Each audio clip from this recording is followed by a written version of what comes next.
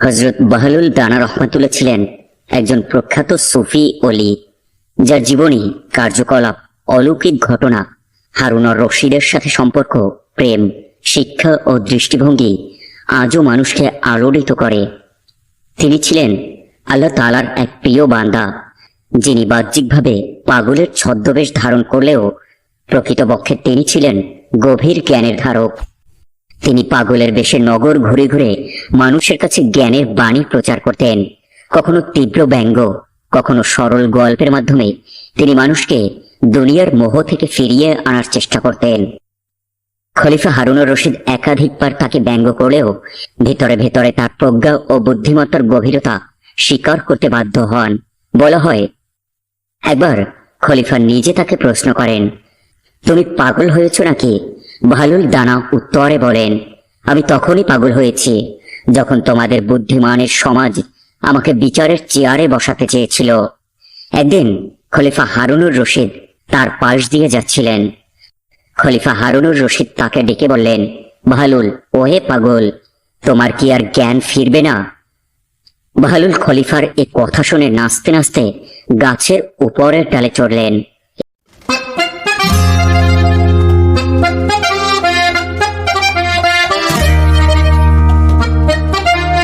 এবং সেখান থেকে চিৎকার দিয়ে বললেন, ওহে হারুন, ওই পাগল, তোর কি কোনোদিন জ্ঞান ফিরবে না? খলিফা হারুনুর রশিদ গাছের নিচে এসে বাহলুল দানাকে বললেন, আমি পাগল নাকি তুমি, যে সারাদিন কবরস্থানে বসে থাকে?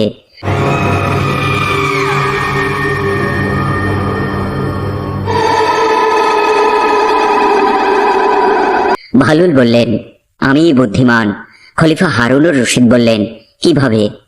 বাহলুল রাজপ্রাসাদের দিকে ইঙ্গিত দিয়ে বললেন, আমি জানি এই রঙ্গিলা দালান ক্ষণিকের আবাসস্থল এবং কবরস্থান স্থায়ী নিবাস।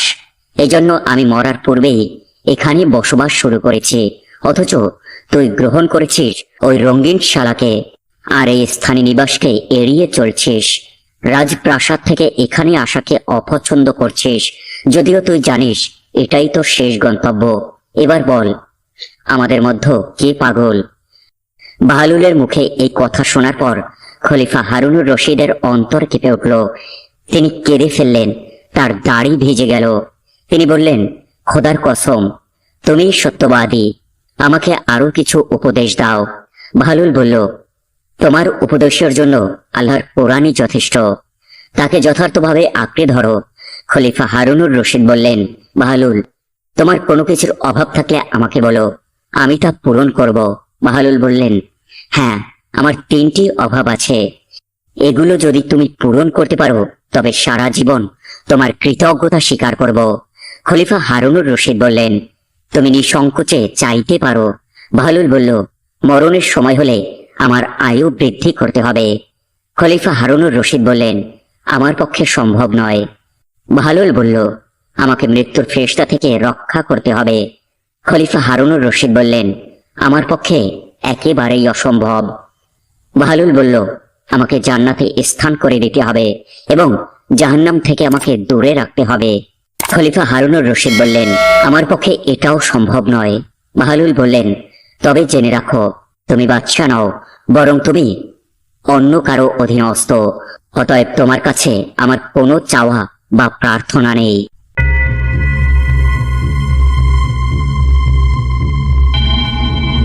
হযরত বাহলুল দানা রহমাতুল্লাহ এর জন্ম ইরাকের কুফা নগরীতে 8ম শতকের প্রথমার্ধে হয় বলে বিভিন্ন ইতিহাসে উল্লেখ রয়েছে।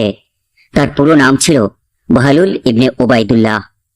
তিনি এক সম্ভ্রান্ত পরিবারে জন্মগ্রহণ করেন এবং বাল্যকাল থেকেই তার বুদ্ধিমত্তা ও জ্ঞান পিপাসা পরিলক্ষিত হয়। তার পরিবার ছিল ধর্মপ্রাণ ও শিক্ষিত এবং সে সময় কুফা ছিল জ্ঞান চর্চার কেন্দ্রস্থল।